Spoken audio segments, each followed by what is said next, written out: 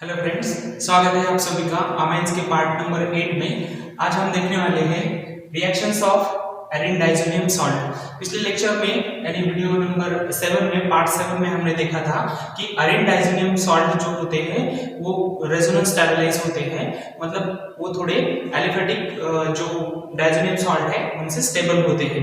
और इनमें जो N2 ग्रुप होता है, N2 पॉजिटिव, वो एक बड़ा अच्छा लिविंग ग्रुप है। तो ये वैरायटी ऑफ रिएक्शंस देता है, तो हमें रिएक्शंस देखनी है कि कौन कौन से रिएक्शंस देता है। Basically reactions of arene diazonium salts दो टाइप्स की होती है, जिसमें एक में डाइज़ोनियम सॉल्ट का जो डायजो ग्रुप है उसका डिस्प्लेसमेंट होता है, और दूसरी में उसको हम रिटेन करते हैं, मतलब वो कपलिंग रिएक्शंस होती है। तो basically arene diazonium salt gives two type of reactions. Number 1 is reaction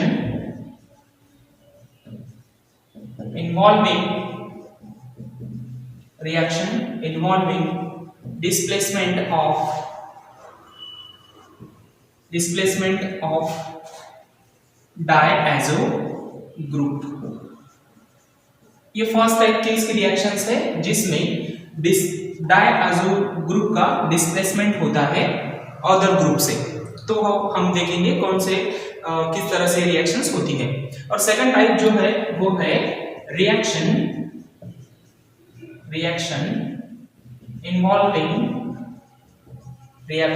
involving retention of diazo group. तो सेकंड काइंड में रिटेंशन होता है जो डायज़ो ग्रुप है उसका। तो सबसे पहले देखते हैं फर्स्ट टाइप, जो कि reactions involving displacement of diazo group है। इसके कुछ एग्जांपल है, ठीक है। तो देखो, इसकी फर्स्ट काइंड की जो रिएक्शंस है, reaction involving displacement of diazo group, मतलब हमें जो डायज़ो ग्रुप है N2 जो ग्रुप है उसको हमें यहाँ पे डिस्प्लेस करना है। देखो, ये जो डाइज़ोनियम ग्रुप होता है ये एक बड़ा अच्छा लिविंग ग्रुप होता है, इसीलिए ये न्यूक्लियोफिलिक सब्स्टिट्यूशन रिएक्शंस देता है, जिसमें वैरायटी ऑफ न्यूक्लियोफाइल हम यूज करते हैं इसके रिएक्शंस के लिए, मतलब उसको डिस्प्लेस करने के लिए। कुछ एग्जांपल के तौर पर यहाँ पर रिएक्शंस है। देखो, ये रिएक्शंस है सैंडवेयर रिएक्शन।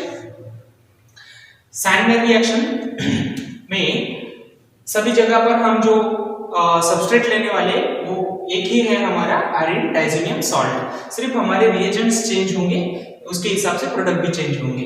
तो अब यहाँ पे देखो,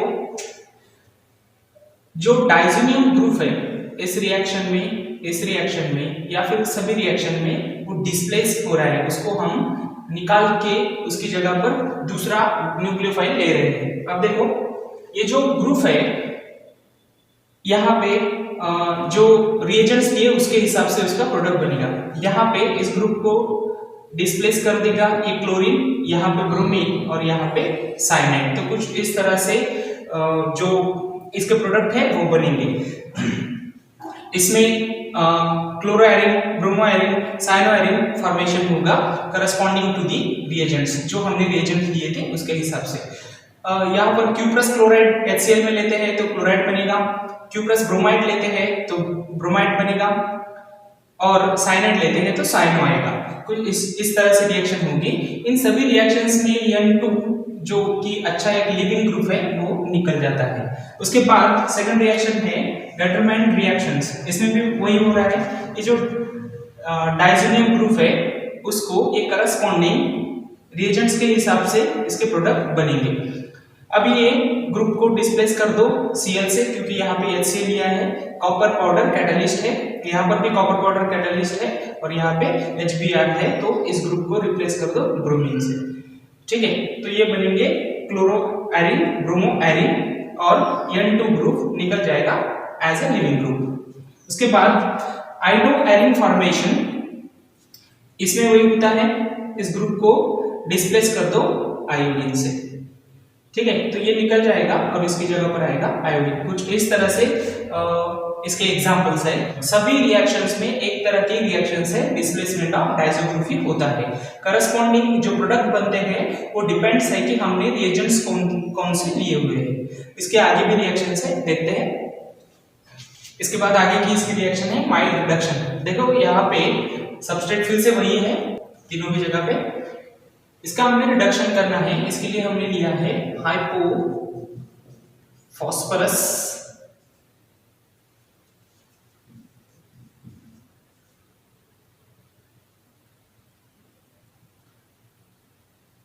हाइपोफॉस्फोरस एसिड। इसमें इसका रिडक्शन करना है। देखो इस ग्रुप को डिस्प्लेस कर दो और इसकी जगह पर हाइड्रोजन को ऐड कर दो, हो गया रिडक्शन। ये हाइड्रोजन इस एसिड से आएगा, वाटर और ये जो कॉम्बिनेशन है उसके हिसाब से N2 इसमें से निकल जाएगा और बाकी की साइड प्रोडक्ट H3PO3 और HCl बनेंगे। इस रिएक्शन में मतलब जो रिडक्शन के लिए हमने यहाँ पे हाइपोफॉस्फोरस एसिड लिया था उसकी जगह हम इथेनॉल को भी ले सकते हैं। यहाँ से हाइड्रोजन प्रोवाइड करेगा इसको और इसको डिस्प्लेस कर देगा, उसकी जगह पे आएगा हाइड्रोजन। फिर से ये प्रोडक्ट मतलब रिडक्शन हो जाएगा इसका और N2 जो ग्रुप है वो डिस्प्लेस हो जाएगा। साथ में इसके बनेंगे एसिटाइलेट एंड HCl। लास्ट में देखो फिनॉल फॉर्मेशन एक और एग्जांपल है जिसमें हम आयरन डाइज़ोनियम सॉल्ट के साथ को वाटर के साथ ट्रीट करते हैं लो टेम्परेचर पे। तो यहाँ पे इस ग्रुप को ये OH डिस्प्लेस करेगा और कुछ इस तरह से फिनॉल फॉर्मेशन होगा और N2 ग्रुप लिबरेट हो जाएगा, मतलब N2 गैस लिबरेट हो जाएगा। तो ये कुछ एग्जांपल थे जिसमें हम देख रहे हैं कि हर जगह पे डिस्प्लेसमेंट हो रहा है डायज़ो ग्रुप का from diazonium from the Gattermann reactions, Sandmeyer reactions up to the phenol formation. सभी जगह पे हमने जो सबस्ट्रेट है वो एक ही लिया है जो कि है आयरन डाइज़ोनियम सॉल्ट और हर रिएक्शंस में उसकी डिस्प्लेसमेंट हो रही है। अब वो N2 ग्रुप जो होता है बड़ा अच्छा लिविंग ग्रुप होता है, इसलिए ये रिएक्शंस होती है। आगे चलते हैं इसकी रिएक्शन और एक रिएक्शन है रिएक्शन विद फ्लोरोबोरिक एसिड।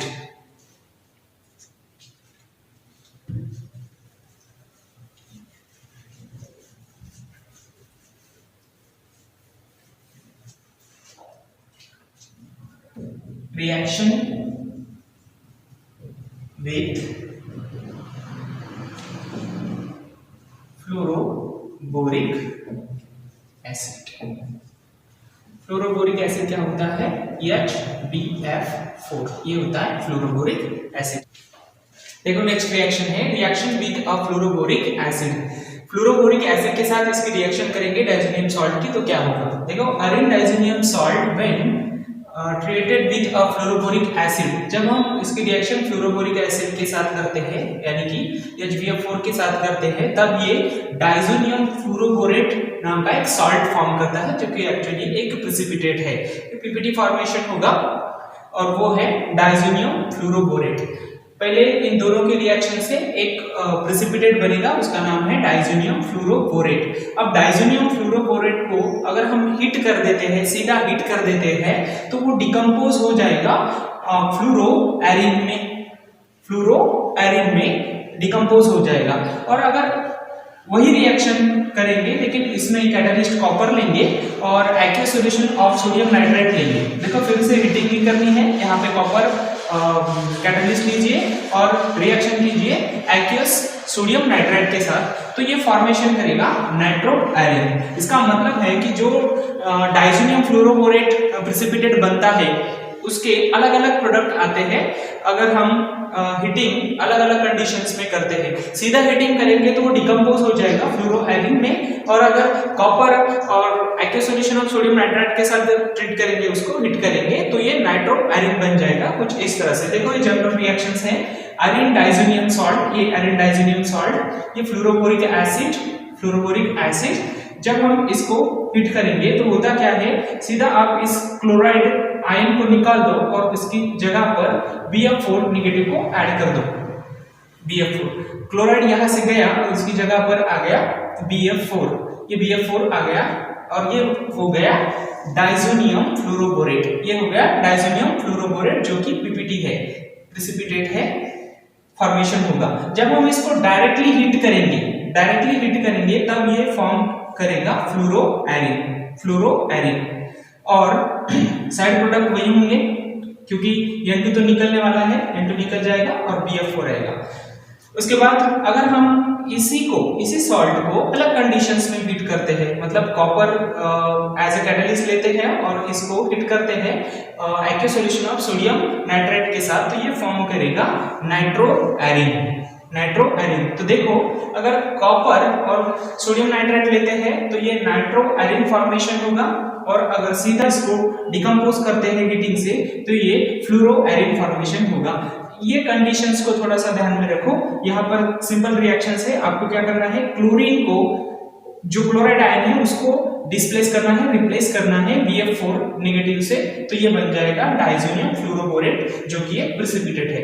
उसके बाद उसको हीट करो, अलग अलग कंडीशंस में हीट करेंगे तो अलग अलग प्रोडक्ट आएंगे। सीधा हीट करेंगे डिकम्पोज हो जाएगा ये फ्लोरोआयरिन्स में, और अगर कॉपर और aqueous solution of sodium nitrate के साथ हीट करेंगे तो ये फॉर्मेशन होगा नाइट्रोएरिन। तो यहाँ पर थोड़ा सा अगर कंडीशन चेंज होता है तो प्रोडक्ट्स अलग अलग आते हैं, इसके साइड प्रोडक्ट दोनों केस में सेम ही है। तो ये है reactions with a fluoroboric acid. ठीक है, नेक्स्ट चलते हैं जो कि सेकंड टाइप की इसकी रिएक्शंस है, reaction involving retention of diazonium group. इसकी जो सेकंड टाइप की रिएक्शंस है डाइज़ोनियम सॉल्ट की, वो reaction involving retention of diazo group. अब हमें डाइज़ो ग्रुप को रिटेन करना है। बेसिकली ये रिएक्शन कपलिंग रिएक्शन है, कपलिंग रिएक्शंस।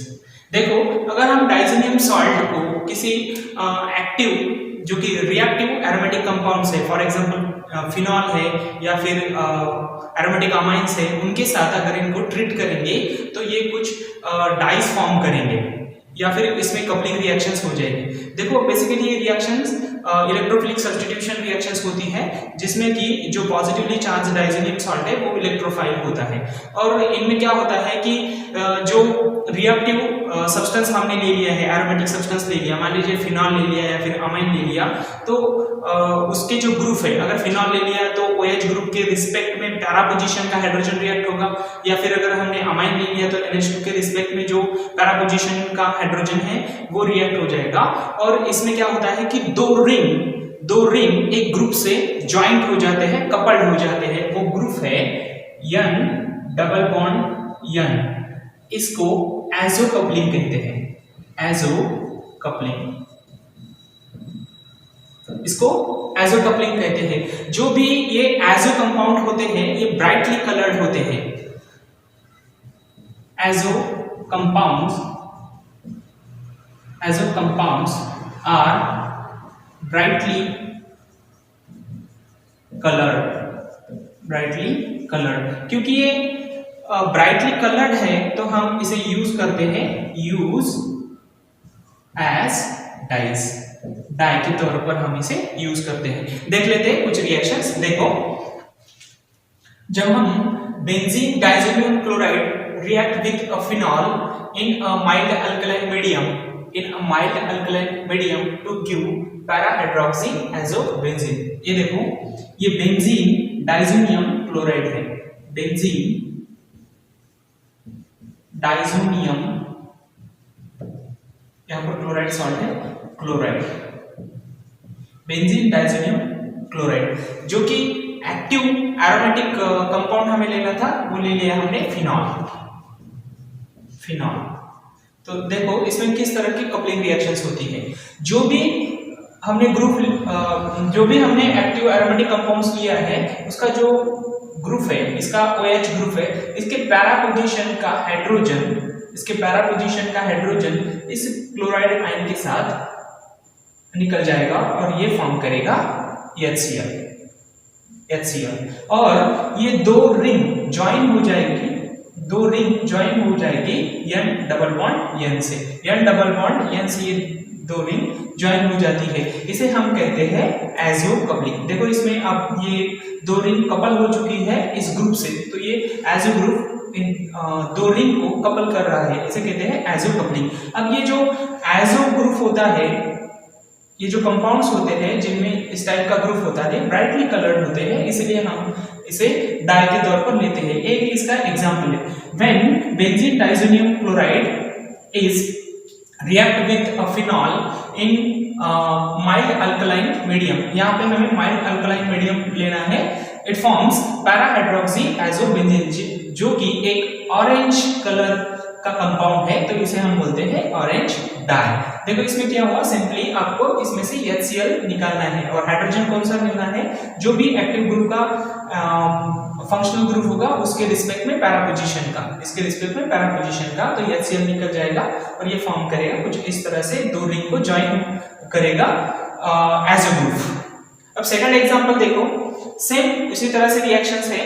ये जो बेंजीन डाइजोनियम क्लोराइड है, इसको हमने एनिलीन के साथ लिया हुआ है। अब ये एनिलीन जो है, इस NH2 के रिस्पेक्ट में जो पैरा पोजीशन पे हाइड्रोजन है, इसको निकाल दो एज अ HCl, ये निकल जाएगा और फिर से इसी तरह ये दोनों रिंग ज्वाइन हो जाएगी N डबल बॉन्ड N से, तो इसमें भी एजो ग्रुप है। इसका कलर येलो होता है, तो हम इसे बोलते हैं येलो डाई। देखो ये कौन सा कंपाउंड है, पैरा अमाइनो। देखो इसके रिस्पेक्ट में, इस ग्रुप के रिस्पेक्ट में ये पोजीशन पैरा है, अर्थो मेटा पैरा, तो para amino azo benzene, para amino azo benzene, ये भी उसी तरह से है, इसके रिस्पेक्ट में अर्थो Meta para, para hydroxy azo benzene. ये ऑरेंज डाई है, ये येलो डाई है। जो भी डाइजोनियम अरे डाइजोनियम सॉल्ट है,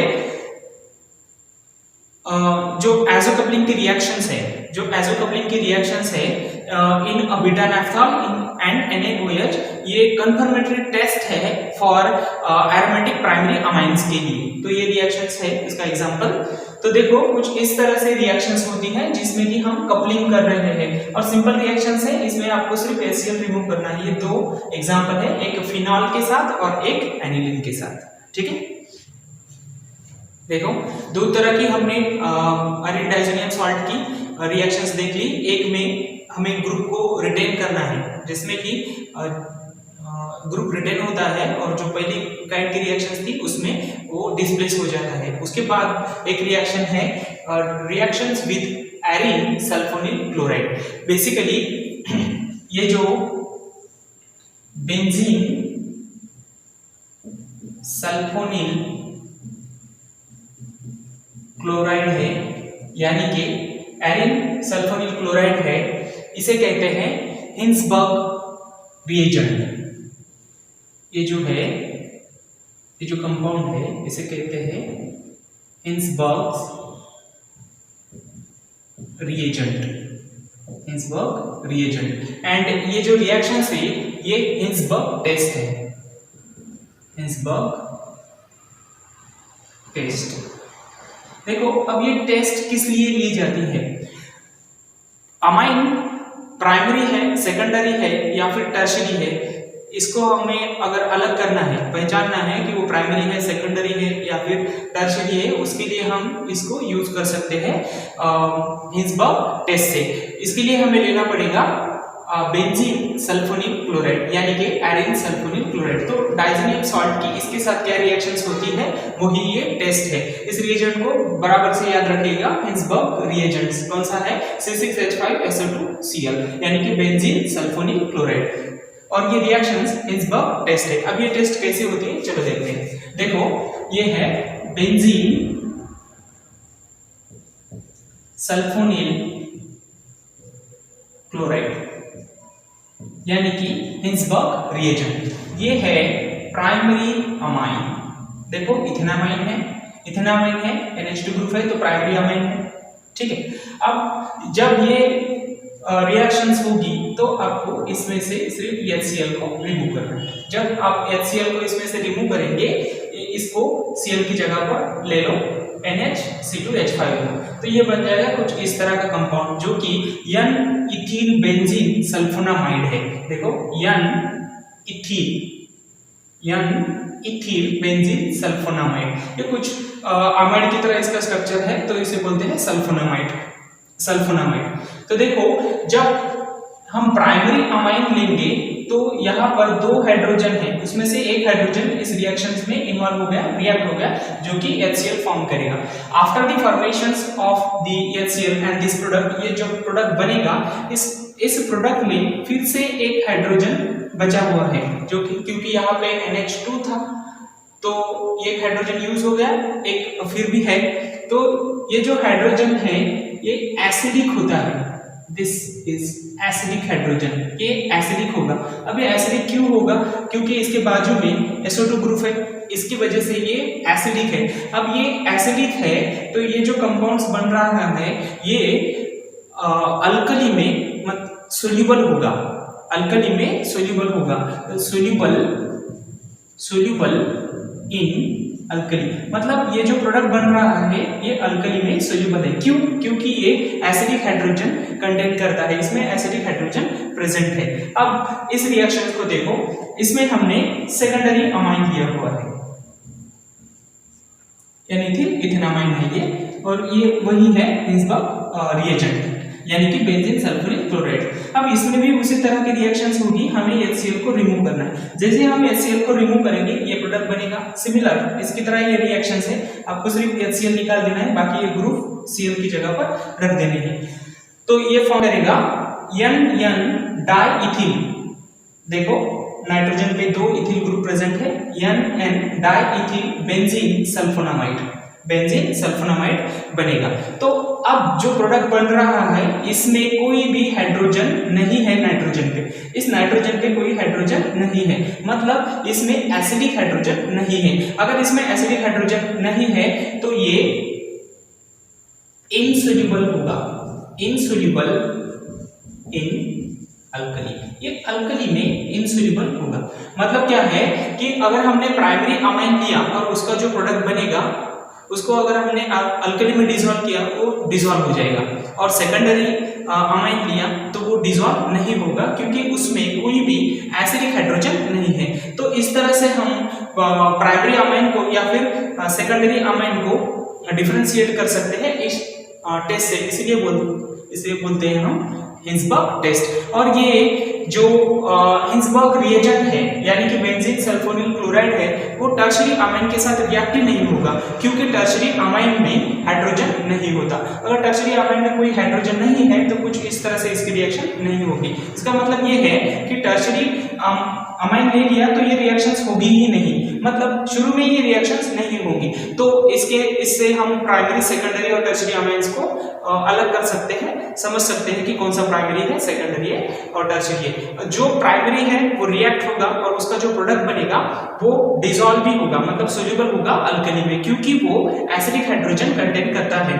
अगर हम सेकेंडरी अमाइंस को लेते हैं तो सेकेंडरी अमाइन रिएक्ट तो होगा लेकिन उसका जो प्रोडक्ट बनेगा वो डिसॉल्व नहीं होगा अल्कली में, इसका मतलब है कि वो वैसा ही रहेगा। तो उससे हम समझ सकते हैं कि रिएक्ट हो रहा है, मतलब डिसॉल्व नहीं हो रहा है, रिएक्ट हो रहा है लेकिन डिसॉल्व नहीं हो रहा है, तो इसका मतलब है ये सेकेंडरी अमाइन है। और शुरू में रिएक्शन ही नहीं हो रही है तो वो टर्शरी अमाइन है, क्योंकि टर्शरी अमाइन में हाइड्रोजन नहीं होता तो ये रिएक्शंस नहीं होगी। तो कुछ इस तरह से ये हिंसबर्ग टेस्ट होता है जिसमें हमें ये रिएजेंट्स लेना पड़ता है। बाकी के इसके जो रिएक्शंस है वो हम अब नेक्स्ट लेक्चर में देखेंगे। Thanks for watching, thank you.